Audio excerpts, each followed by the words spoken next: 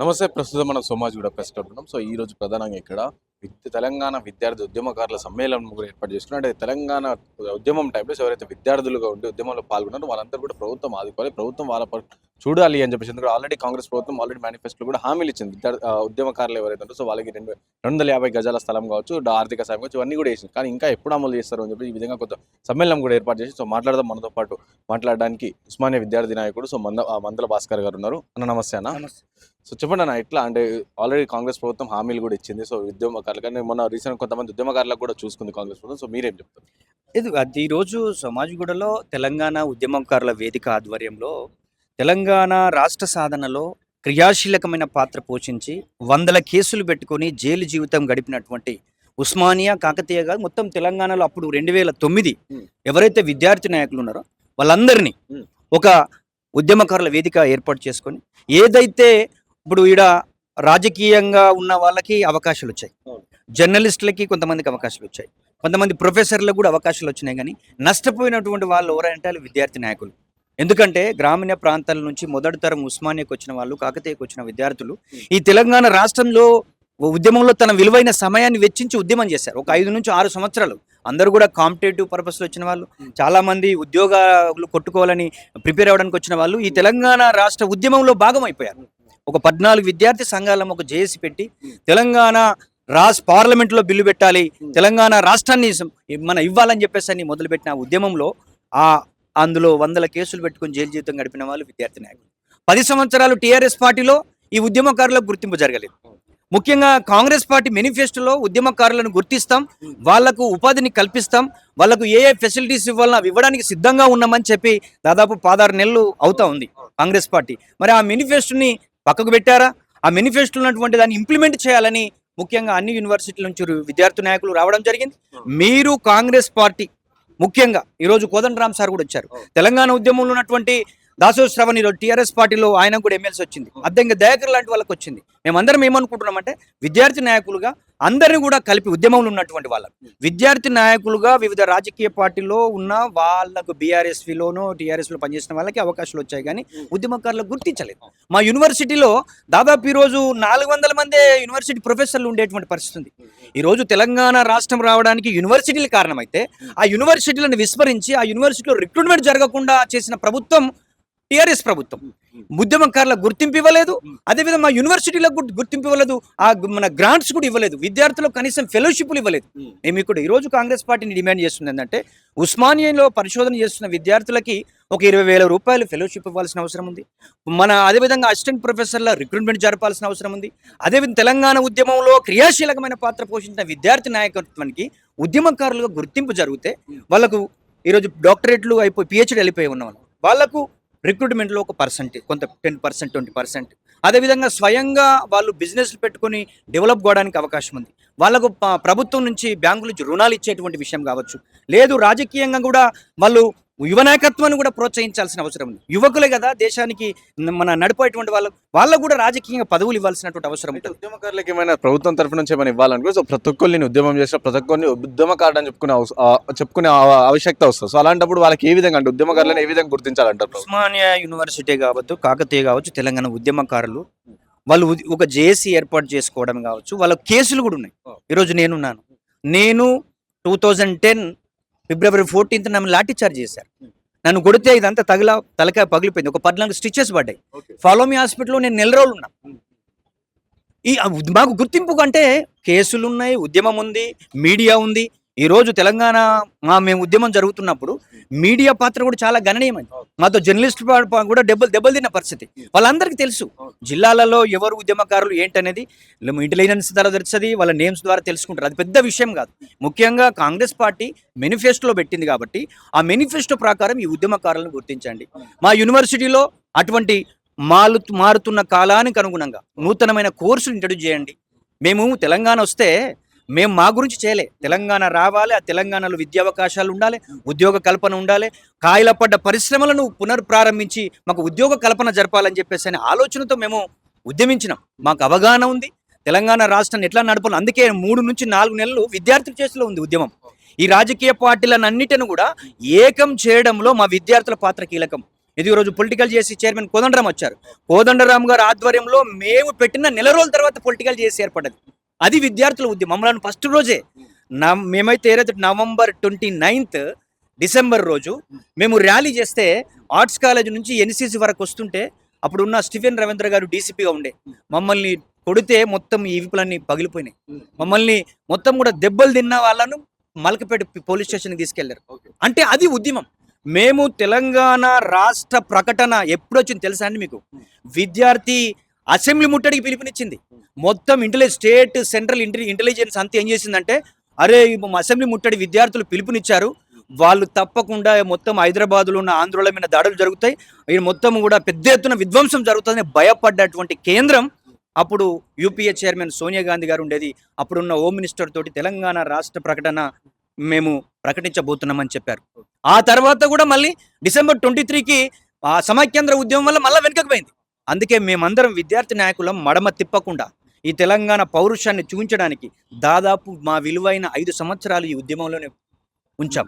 తెలంగాణలో పాట చెప్పేసాను. కానీ విద్యార్థుల పాత్ర తెలంగాణ ఉద్యమంలో కీలక పాత్ర అందరికీ తెలుసు. కానీ ఈ తెలంగాణ వచ్చింది బీఆర్ఎస్ పార్టీ కేసీఆర్ వల్లనే, మీరు సావు నోట్ల తలకాయ పెట్టి వచ్చిన అని చెప్పేసి కేసీఆర్ గారు చెప్తా ఉంటారు. తప్పండి. అది తెలంగాణ రాష్ట్ర యొక్క అంటే బాబాజాల ప్రచారం, మేధావులు, కవులు, రచయితలు వీళ్ళందరి యొక్క ప్రభావం ఉంది. విద్యార్థులు ఇప్పుడు 1969 ఉద్యమాన్ని చూడండి.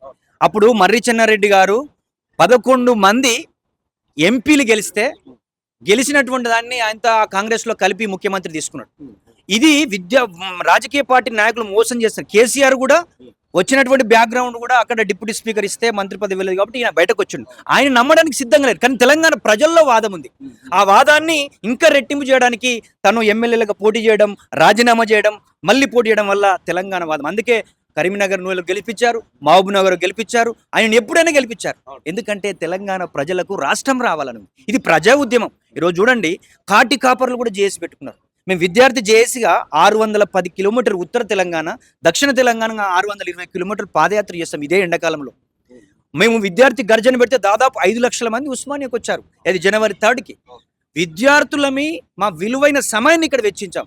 ఈరోజు ఉద్యమంలో విద్యార్థుల పాత్ర గణనీయమైనది, చాలా కీలకమైనది. ఆ విద్యార్థులను గుర్తించాలనే ఆలోచనతో ఈరోజు విద్యార్థులు కొన్ని డిమాండ్స్ తోటి ఈరోజు రౌండ్ టేబుల్ సమావేశాన్ని మేము నిర్వహించడం జరుగుతుంది. ఫైనల్ గా ఎలా ఆదుకోవాలనుకుంటారు ప్రభుత్వం అండ్ ఏం డిమాండ్స్ మీరు పెట్టిన డిమాండ్స్? మేము పెట్టిన డిమాండ్స్ మేనిఫెస్టోలో పెట్టినటువంటి 250 గజాలను వాళ్ళు పెట్టారు.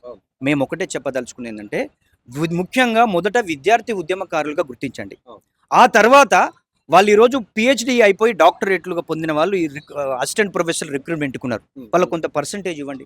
కొంతమంది స్వయం ఉపాధిగా ఎదగడానికి వాళ్ళు ఒక ప్రయత్నం జరుగుతోంది. ప్రభుత్వం నుంచి, బ్యాంకుల నుంచి ₹1 కోటి సబ్సిడీతో కూడినటువంటి రుణం ఇవ్వండి. అంతేకాకుండా కొంతమంది రాజకీయంగా మొత్తం తెలంగాణ విద్యార్థి యువత కావాలి కదా రేపు భవిష్యత్తుకు. ఆ కాంగ్రెస్ పార్టీలో అందరూ సీనియర్లో ఉన్నారు, 70 దాటిన వాళ్ళు. యువ నాయకత్వంకి అవకాశాలు ఇవ్వండి. ఇది మేము అందుకే కొంతవరకు బీఆర్ఎస్ ప్రభుత్వంలో కొంతమంది జడ్పీటీసీలు అయ్యారు, కొంతమంది ఎమ్మెల్యేలు అయ్యారు, కొంతమంది మిగతా మన ఎంపీటీసీ, జడ్పీటీసీ ఆ స్థాయిలో వచ్చారు. కాంగ్రెస్ పార్టీ తప్పకుండా వాళ్ళకు, కాంగ్రెస్ పార్టీలో ఉన్న వాళ్ళకి అవకాశాలు ఇవ్వాల్సిన అవసరం ఈ యొక్క కాంగ్రెస్ పార్టీకి ఉంది. దాన్ని మన ఆ యొక్క ఉద్యమ కార్యాచరణను ప్రకటించడానికే ఈరోజు జేఏసీగా తెలంగాణ ఉద్యమకారుల వేదికగా ఏర్పాటు చేయడం జరిగింది. దాన్ని ఇంకా భవిష్యత్తులో ఈ ఉద్యమంలో తెలంగాణ రాష్ట్ర సాధనలో కీలకమైన పాత్ర కోదండరామే కానీ మిగతా కొంతమంది ఎమ్మెల్సీలు అయ్యారు, కొంతమంది ఎమ్మెల్యేలు అయ్యారు, కొంతమంది మంత్రులు కూడా కోమటిరెడ్డి వెంకటరెడ్డి లాంటి వాళ్ళు తెలంగాణ ఉద్యమం గురించి రాజీనామా చేశారు. వాళ్ళందరినీ కలవడానికి ఒక ఉద్యమ కార్యాచరణను మన ప్రారంభించడానికి ఈ యొక్క మీటింగ్ పెట్టడం జరుగుతుంది. Thank you very much. ఇంకోటి ఎస్సీ వర్గీకరణ ఆల్రెడీ అయిపోయి, సో జియో కూడా రావడం జరిగింది. సో దీని ఎట్లా చూడొచ్చు మీరు? అంటే ఎస్సీ వర్గీకరణలో సబ్ కేటగరైజేషన్ అన్ని కూడా వేసి జియో కూడా ఇచ్చేసింది. నెక్స్ట్ రాబోయే నోటిఫికేషన్లో కావచ్చు, విద్య కావచ్చు, ఉద్యోగాల్లో కూడా ఈ ఎస్సీ వర్గీకరణ అమలు అవుతుందని చెప్పేసి కూడా రాష్ట్ర ప్రభుత్వం చెప్తా ఉంది. అయితే యాక్చువల్గా కాంగ్రెస్ పార్టీ తెలంగాణలో వర్గీకరణ చేయడం అనేటువంటిది పెద్ద తప్పిదం చేసింది. మీరు చంద్రబాబు నాయుడు గవర్నమెంట్ చూడండి, వాళ్ళు వితిన్ ద ఎస్సీలలో ఉన్న వాళ్ళకి ఒకరికి 6.5, 7.5 ఇచ్చి ఆ సామాజిక వర్గాలకు న్యాయం చేసే విధంగా ఉంది. కానీ ఇక్కడ జరిగినటువంటి దాంట్లో అతను జిల్లాల వారీగా రిజర్వేషన్ ఇచ్చాడు. ఒక జిల్లాలో మాదిగలు ఉంటే ఒక జిల్లాలో మాలలు ఉన్నారు. దీనివల్ల కూడా ఉద్యోగ రంగంలో నష్టపోతారని వాళ్ళు ఒక ప్రణాళికబద్ధంగా అక్కడున్న ఎమ్మెల్యేలతోటి, అక్కడున్న ఎస్సీ మాల మాదిగ ఎంపీలతోటి, అదేవిధంగా మంత్రులతో కూర్చొని నిర్ణయం తీసుకున్నారు. కానీ మన ఇక్కడ ఉన్నటువంటి కాంగ్రెస్ ప్రభుత్వము వర్గీకరణ విషయంలో లేటెస్ట్ లెక్కలు తీయకుండా ఎంపరికల్ డాటా లేకుండా వాళ్లకు ఏదైతే వాళ్ళు చేసిన విధానం ఏదైతే ఉందో దాన్ని యావత్ తెలంగాణలో ఉన్న మాలలందరూ వ్యతిరేకిస్తాం. మీరు అలా చేయాల్సింది కాదు. షమీమ్ అఖ్తర్ రిపోర్ట్తో పాటుగా ఎమ్మెల్యేలతోటి, ఎంపీలతోటి, మంత్రులతో కూర్చొని ఎలా చేస్తే బాగుంటుంది అనేటువంటిది చేయకుండా రేవంత్ రెడ్డి గారు షమీమ్ అఖ్తర్ రిపోర్టును ఇమీడియట్గా అసెంబ్లీలో చదివి మేము చేయబోతున్నామనంటే, ఈ రోజు మాల సామాజిక వర్గం ఉంది. మాల సామాజిక వర్గం 34 సీరియల్ నెంబర్ ఉంది. మాల అయ్యవారని కూడా ఉంది. నువ్వు మాలలకి ఒక సీరియల్ నెంబర్ కూడా కేటాయించేంత ఓపిక లేకపోతే ఎలా ఉంటుంది? ఈరోజు కాంగ్రెస్ పార్టీకి మాల సామాజిక వర్గం ఓట్లేశారు, గెలిపించారు. ఈరోజు వాళ్ళకి నష్టం చేసినాం. ఈరోజు కాంగ్రెస్ పార్టీకి మాలంతా వ్యతిరేకంగా ఉన్నారు. అవుట్ రైట్గా స్థానిక ఎన్నికల్లో కానీ మిగతా ఎన్నికల్లో కానీ 100% ఓట్లు కాంగ్రెస్ పార్టీకి వెయ్యరు. అది వాళ్ళు గుర్తుపెట్టుకోవాలి. వాళ్ళు ఇంత తొందరపడాల్సిన అవసరం లేదు. ఈరోజు మందకృష్ణ గారు ఎవరితో ఉన్నారు? మందకృష్ణ గారికే బెనిఫిట్ చేసావు నువ్వు. అది రేపు మాదిగ ఓట్లు బీజేపీకి వెళ్ళిపోతాయి. మీకు మాలలు ఎవరైతే కాంగ్రెస్ పార్టీకి ఓటేశారో మీకు ఆయనతో వాళ్ళు కూడా ఓట్లేరు. ఇప్పుడు ఆల్రెడీ తెలంగాణ జిల్లాలో నేనంతా తెలంగాణ జిల్లా అంతా తిరుగుతున్నా కదా, మాల సామాజిక వర్గం కాంగ్రెస్ పార్టీని బొందబెట్టడానికి సిద్ధంగా ఉంది.